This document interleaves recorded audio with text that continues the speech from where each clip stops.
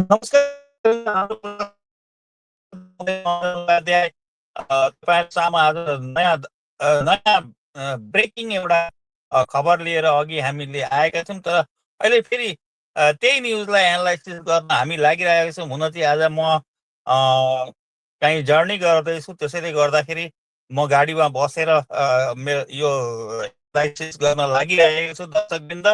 र आज दार्जिलिङको राजनीतिमा एउटा नयाँ राजनैतिक मोड आएको छ। हिजो बङ्गालका नवनिर्वाचित मुख्यमन्त्री शुभेन्दु अधिकारीलाई हिजो खारसाङ आइपुग्दाखेरि र खारसाङमा उनलाई जुन चाहिँ नागरिक सम्बर्धना जनाइएको थियो, त्यो नागरिक सम्बर्धनामा शुभेन्दु अधिकारीले एउटा वक्तव्य दिएका थिए, जुन वक्तव्य धेरै दिनदेखि बङ्गालका नवनिर्वाचित मुख्यमन्त्रीले के लाइन लिने हुन्, कस्तो लिने हुन् र त्यहाँ सबै क्षेत्रबाट भारतीय जनता पार्टीको क्षेत्रीय लेभलबाट र विमल गुरुङको गोजमुबाट पनि एउटा व्यापक प्रेसर थियो। विमल गुरुङले त झन्डै आन्दोलनै गरेका थिए कि यो जिटिएको भ्रष्टाचारको विरुद्धमा यसलाई बर्खास्त गर्नुपर्छन् भन्ने। ल शुभेन्दु अधिकारीले हिजो खरसाङमा एउटा बडा ट्याक्टफुली लाइन लिए, एउटा हलुका धम्की जिटिए माथि उनले दिए। जिटिएको करप्सन माथि उनले जाँच हुन्छ भनेर भनिसक्ने बित्तिकै उनले हिजो त्यस नागरिक सम्बोधनमा उनले बताएका थिए र त्यसको प्रेसर एकदमै भयङ्कर रूपले दार्जिलिङ पहाडको राजनीतिमा परेको अनुमान गरिएको छ। म पलाश भाइलाई शुभेन्दु अधिकारीले हिजो खरसाङको नागरिक सम्बर्धना के भने हाम्रा दर्शकहरूलाई अलिकति बताउन म अनुरोध गर्दैछु, देखाउन अनुरोध गर्दैछु। आपका युवा साथी यूथ का जो बेनिफिट पिछले सरकार जो किया था उस तरीके से नहीं, हम लोग बजट में डिक्लेयर करेगा। 22 तारीख बजट है, बजट के पहले कुछ बोलना ठीक नहीं होगा, लेकिन अच्छा करूंगा, सबके लिए करूंगा। ये सरकार मोदी जी का जो गारंटी है ये पूरा करने का काम करेगा। धीरे धीरे सब हो जाएगा। मैं आपको पूछ रहा हूं, जीटीए का जितना घोटाला हुआ इंक्वायरी होना चाहिए? भ्रष्टाचारी जो आपका रुपया को चोरी किया उसे जेल के अंदर भेजना चाहिए? तो जोर से बोलिए। आपका हित में सरकार काम करेगा, जो अच्छा होगा वो काम करेगा, मान के चलिए। एक लोग को भी छोड़ने वाला हम लोग नहीं हूं, ना खाऊंगा ना खाने दूंगा। जो लौटने का काम किया उसको जेल के अंदर भेजने का काम भारतीय जनता पार्टी का सरकार करेगा। सब एनडीए का साथ रहेगा, आप लोग रहेगा पूरा ताकत से, पूरा ताकत से, पूरा ताकत से। जय गोरखा, जय गोरखा, भारत माता वंदे करते हुए बात नहीं खत्म करता हूं। नमस्कार।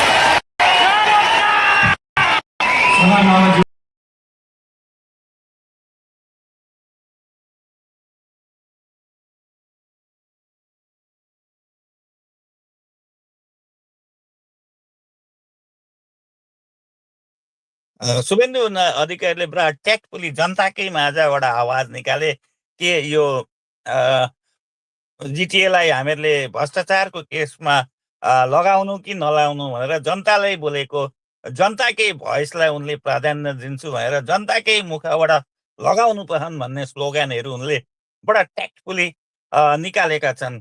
र शुभेन्दु अधिकारीको यो जुन चाहिँ डिप्लोमेटिक एउटा गेम थियो, त्यो डिप्लोमेटिक गेममा शुभेन्दु अधिकारी सक्सेसफुल भएको अनुमान राजनैतिक विश्लेषकहरूले सय उनले डाइरेक्टली धम्की नदिए तापनि उनले जनताको बिचबाट डिमान्ड भएको जस्तो एउटा डिप्लोमेटिक उनले प्रयास गरे त्यो प्रयासमा उनी सक्सेसफुल भएको आज अनित थापाले जुन चाहिँ राजीनामा दिए जिटिएको सभासद र जिटिए चिफबाट त्यसबाट स्पष्ट रूपमा झल्किएको छ।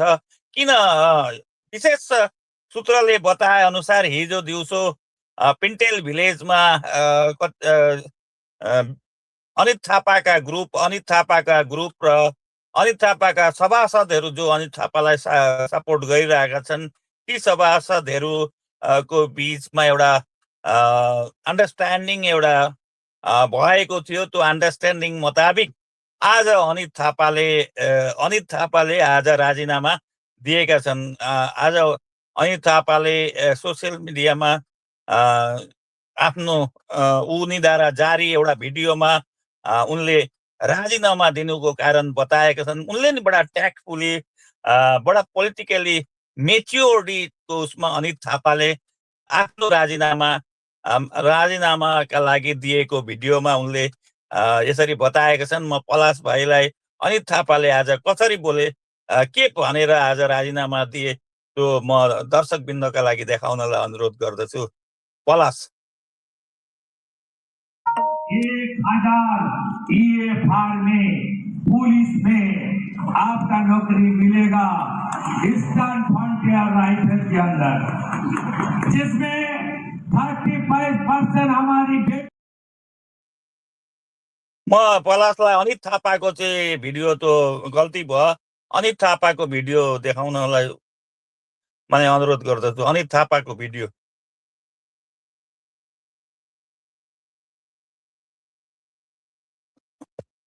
बडा अनित थापाले नि एउटा इमोसनल एउटा स्पिच दिएका छन्। उनले नि आफ्नो भिडियोमा बताएका छन् र पलाशलाई म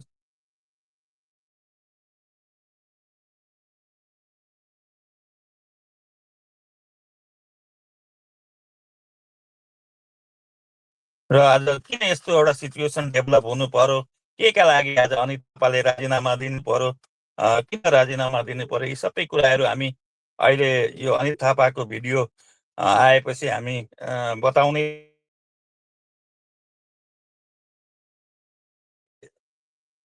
र दर्शकवृन्द एकछिन हामीलाई वेट गर्नुहोस्, किन पलाश भाइले यो हामीलाई यो भिडियो संयोग गर्न सकिरहेका छन् त्यो मैले बुझेको छुइनँ। र दर्शकवृन्द तपाईँहरू गर्नुहोस्। बडा इम्पोर्टेन्ट छ अब दार्जिलिङको राजनीतिमा कुन मोड लिन्छ। अहिलेसम्म गोर्खाल्यान्ड आन्दोलन भएदेखि यता अलिकति समयका लागि बङ्गाल विमल गुरुङको जब ऊ त्यहाँको मुख्य प्रशासक थिए, जिटिएका चिफ थिए, त्यतिखेर मात्रै विमल गुरुङले ऊ गरेका थिए। यो विमल गुरुङले ममता बेनर्जीसँगको एउटा राज्य सरकारसँगको एउटा सुमधुर सम्पर्क केही महिना एउटा हनीमुन पिरियडसम्म मात्रै थियो। पछि भाषा विवादले गर्दाखेरि विमल गुरुङको राज्य सरकारसँगको एउटा कन्फ्रन्ट्रेसन बढेर गयो र कन्फ्रन्ट्रेसन बढेर गएपछि व्यापक रूपले फेरि दार्जिलिङमा थर्ड चोटिका लागि गोर्खाल्यान्ड आन्दोलन भएको थियो। र त्यसले गर्दा के भयो भन्दाखेरि चाहिँ दार्जिलिङ पहाड कहिल्यै पनि राज्य सरकारसँग मिलेर सत्ता चलाउन सकेन। बरु अनित थापा जबदेखि अनित थापा जिटिए चिफ बनेका थिए त्यतिखेरदेखि चाहिँ अनित थापा र राज्य सरकारको बिचमा चाहिँ कुनै कन्ट्रडिक्सन्स भएन र जसले गर्दाखेरि चाहिँ अनित थापाले पिसफुली नै दोडा अब यो टर्म पुगेन उनको फर्स्ट टर्म। उनले जब उनले विनय तामाङको राजीनामा पछि उनले जिटिए चिफको पद सम्हाले, त्यहाँ पछाडि फेरि के अरे उनले फेरि कुनै बङ्गाल सरकारसँग यो चुनाव अगाडिसम्म उनले कुनै कन्ट्रडिक्सन्स नगरिकन उनले त्यहाँ जिटिए चिफको रूपमा उनले चलाएका छन्। र तर के छ भन्दाखेरि चाहिँ उनले चलाए तर मेनली अब किन चाहिँ यो म फेरि पलाश भाइलाई अनित थापाको भिडियो दर्शकवृन्दलाई देखाउन अनुरोध गर्दछु। सायद अहिले टेक्निकली केही प्रब्लम आएको थियो, अहिले सायद टेक्निकली त्यो सल्भ भयो पलाश भाइसँग। र पलाश भाइ यो भिडियो फेरि दर्शकवृन्दलाई देखाइदेऊ। नमस्कार। आज म तपाईहरुको माझ एउटा ठुलो डिसिजन लिनु गइरहेको छु। र इलेक्सन पश्चात जुन एउटा पहाड अन्यलतामा छाइरहेको छ अनि मान्छेले नयाँ सरकार चुनिसकेको छ र नयाँ सरकारमाथि एउटा मान्छेको आस्था भरोसा धेरै छ उहाँहरुमाथि, नयाँ सरकारमाथि। र त्यो सरकारमाथि एउटा अब हाम्रो जातिले न्याय र उन्मुक्ति पाउँछ भन्ने पनि मान्छेको भरोसा आस्था छ, त्यसलाई मैले एक्सेप्ट गर्नुपर्छ। र म पनि नयाँ सरकारलाई रिक्वेस्ट गर्छु कि अब हाम्रो यहाँनिर जुन धेरै वर्षदेखिको मान्छेको एक्सपेक्टेसन छ, त्यो एक्सपेक्टेसन माथि तपाईहरुले काम गरिदिनुहुन्छ भन्ने भरोसा पनि छ मलाई। र कहीँ न कहीँ म हारेको छु अनि हारेपछि मैले एउटा जिम्मेवारी लिनुपर्छ र त्यो जिम्मेवारीसँगै मैले आज एउटा ठुलो डिसिजन गर्नुपर्छ। मान्छेलाई एउटा जिटिएले गर्दाखेरि कहीँ न कहीँ हाम्रो एउटा जातिको सुरक्षित व्यवस्था रोकिँदैछ भन्ने फिल पनि हुँदैछ मान्छेलाई। हो एउटा समय थियो जब पहाडमा शान्तिको जरुरत थियो, त्यति बेला धेरै रिस्क लिएर हामीले शान्ति इस्टाब्लिस गर्यौं। भोलि पनि शान्ति होस् पहाडमा, एउटा डेमोक्रेटिक प्रोसेस इस्टाब्लिस भएको छ, त्यो प्रोसेस चलिरहोस्। तर मान्छेको एउटा आस्था भरोसाको एगेन्स्टमा म जानु पनि चाहदिनँ।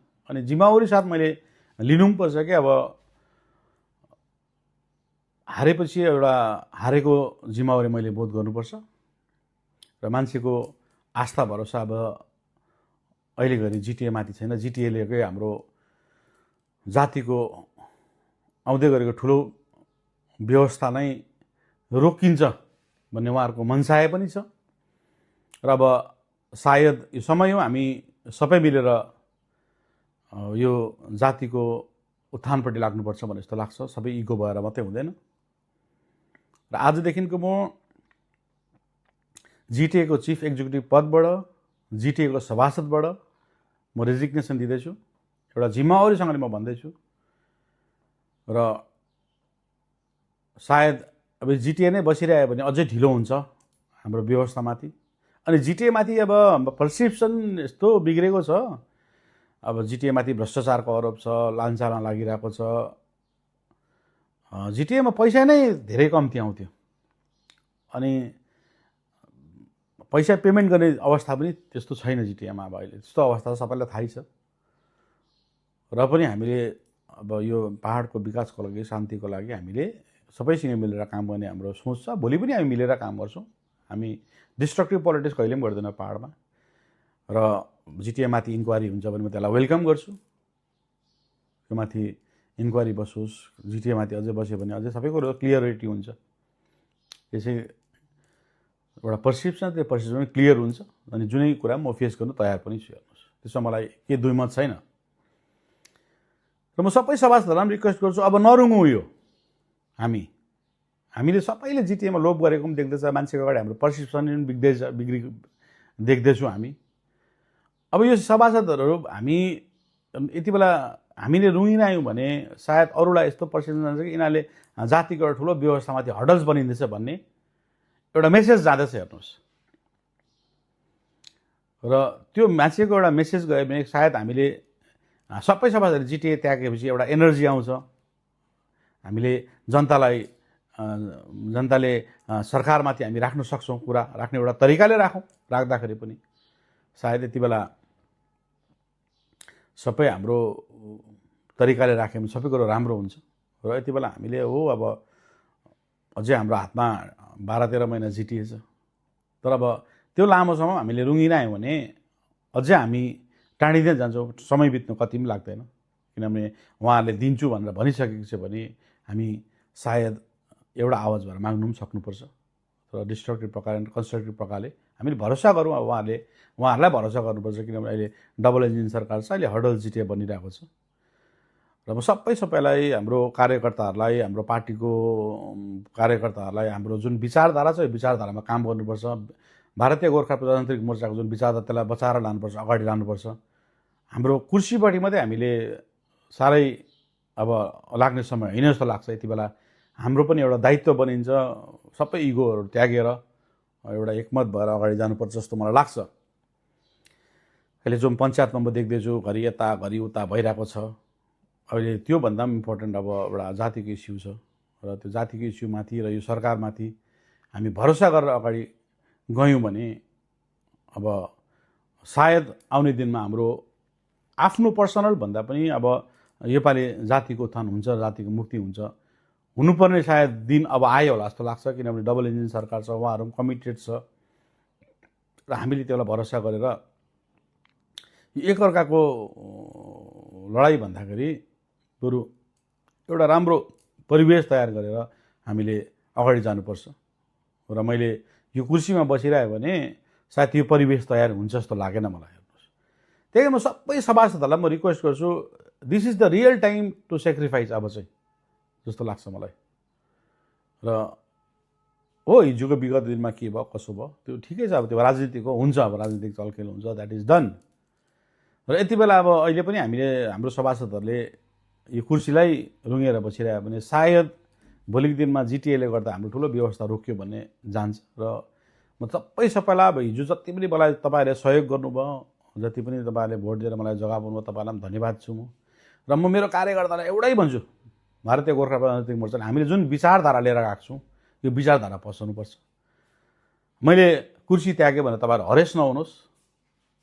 यो कुर्सीको त्यागको पछाडि पनि एउटा ठुलो रहस्य छ, ठुलो हामीले उपलब्धि सोचेर जानुपर्छ, जे पनि पोजिटिभ भएर जानुपर्छ। हेर्नुहोस्, पोजिटिभ भाइब र पोजिटिभ एनर्जीले सबै कुरो अगाडि जान्छ। अनि कसैमाथि नेगेटिभ हामी प्रवृत्ति कहिले पनि राखिदिन्थ्यौँ, भोलि पनि नराखौँ। र मेरो कार्यकर्तालाई म यही भन्छु कि अब नयाँ एनर्जी, नयाँ जोस, नयाँ जागरमा काम गरौँ। हिजो जस्तो हामी जोसिलो थियौँ त्यस्तै जोसिलो भएर काम गरौँ। एकअर्कामा मतभेद छ भने त्यो मतभेद राखेर सुल्झौँ र यसलाई अझै अगाडि राम्रोसँग लाउँ। र तपाईँहरूलाई सबैलाई मलाई जति पनि अहिलेसम्म सहयोग गरिदिनु भयो, यो अहदामा पुर्याउनु भएको भयो, तपाईँहरूलाई धन्यवाद छ। र आउने दिनमा पनि तपाईँहरूको लागि म सधैँ काम गरिरहनेछु अनि पोजिटिभ विचारले नै काम गर्छु। र तपाईँहरूलाई यही रिक्वेस्ट छ,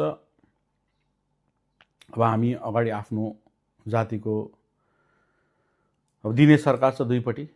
हिजोको त्यस्तो थिएन, अब एकपट्टि एउटा सरकार थियो, अर्कोपट्टि अर्को सरकार थियो, सबै पिसेरै काम गरिरहेको थियो।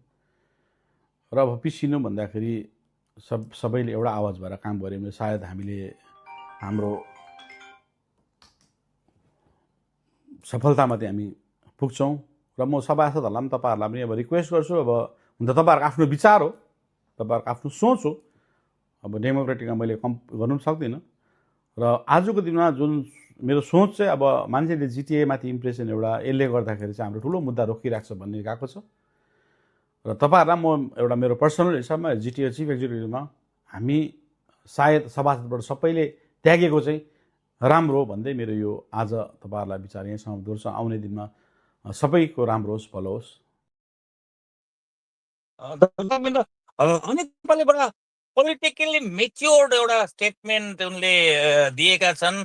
उनले जुन चाहिँ अब गोर्खाल्यान्डको जुन चाहिँ इस्यु छ त्यो इस्यु जुन चाहिँ प्रकारले डबल इन्जिन सरकारले सल्भ गर्न सक्छ र हामी त्यसका बाधक नहौँ र जुन चाहिँ मुद्दा उनले फ्याँकिदिए, विशेष गरेर शुभेन्दु अधिकारी र राजु विष्टमाथि, त्यसले र दिल्लीको बिजेपी सरकारमाथि, केन्द्रीय सरकारमाथि, र त्यसले गर्दाखेरि अनित थापाले जातिको कजका लागि जुन चाहिँ एउटा सेक्रिफाइसको उनले एउटा गरे, त्यसले अनित थापाले निकै नै माइलेज भेट्ने सम्भावनालाई, राजनैतिक सम्भावनालाई डिनाइ गर्न सकिँदैन। किनभने अनित थापाले एउटा मेच्योर्डली जातिको लागि मैले सेक्रिफाइस गर्नुपर्छ, मैले सेक्रिफाइस गर्नको साथसाथ हाम्रा सभासदहरूले नै सेक्रिफाइस गरेर अगाडि आउनुपर्छ भनेर उनले आफ्नो भिडियोमा बताएका छन्।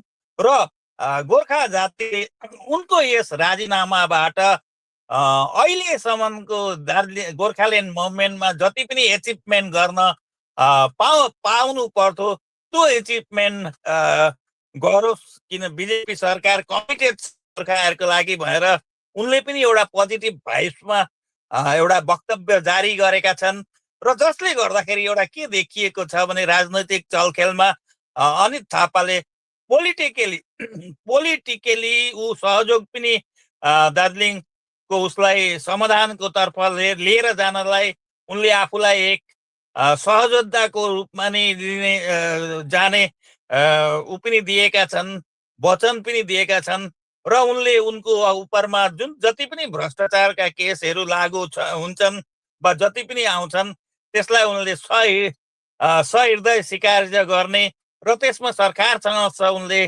कोअपरेट गर्ने पनि वचन दिएका छन् र त्यही अनुसार आज अपराह्नसम्म 3-4 जना सभासदहरूले पनि राजीनामा दिएको र जस्तै फेरि कर्मी आएको उसले गर्दाखेरि के भइरहेको छ भन्दाखेरि विमल गुरुङको राजनीति के हुनेछ र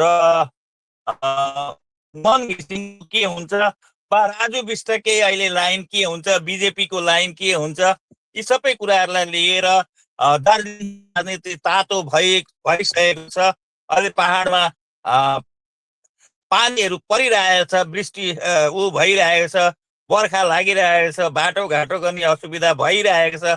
यस्तो उसमा नि भने राजनैतिक उत्ताप भने दार्जिलिङ पहाडको आज अनित थापाले हिजो शुभेन्दुको प्रवेशले पहाडमा प्रवेशपछि आज अनित थापाको यस राजीनामाले भविष्यको गोर्खाहरूका लागि केन्द्र सरकारले के अल्टरनेटिभ माहौल दिनेछ त्यो अल्टरनेटिभ माहौललाई सम्पूर्ण भारतवर्षका गोर्खाहरूले तीक्ष्ण दृष्टि लगाएर हेरिरहेका छन्।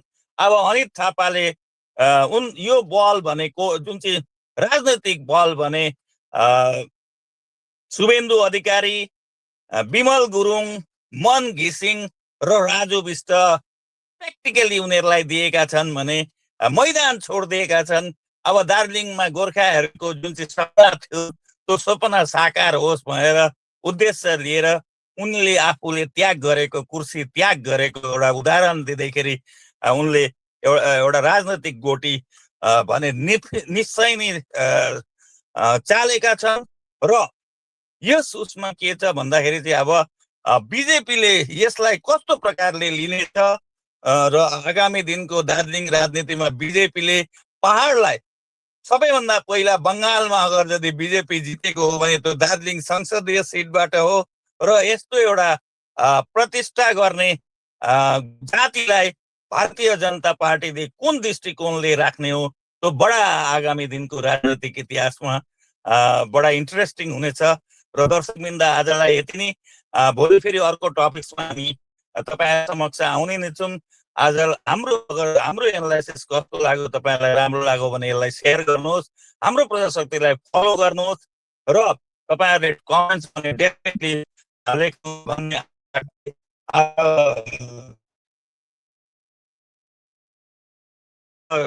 डेफिनेटली तपाईँहरूले हाम्रो मेसेज कमेन्ट्स पनि आएको छ। कमेन्टमा क्वेसन भएको छ भने सरकारले जाँच गरौँ पनि आएको छ। ज्योति कुमारजीले लेख्नु भएको छ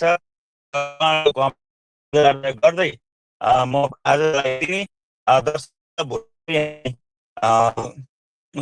भोलि हामी तपाईँहरू समक्ष आउने दार्जिलिङको डेभलपमेन्ट अगर यदि मेजर डेभलपमेन्ट केही भइहालेको खण्डमा हामी तपाईँहरू समक्ष आउने नभए देशको अरू डेभलपमेन्ट नभए हामीहरू देशका विभिन्न राज्यका कहाँ कहाँ के मुद्दा चलिरहेका छन् मुद्दा तपाईँहरू सामु आउँछौँ।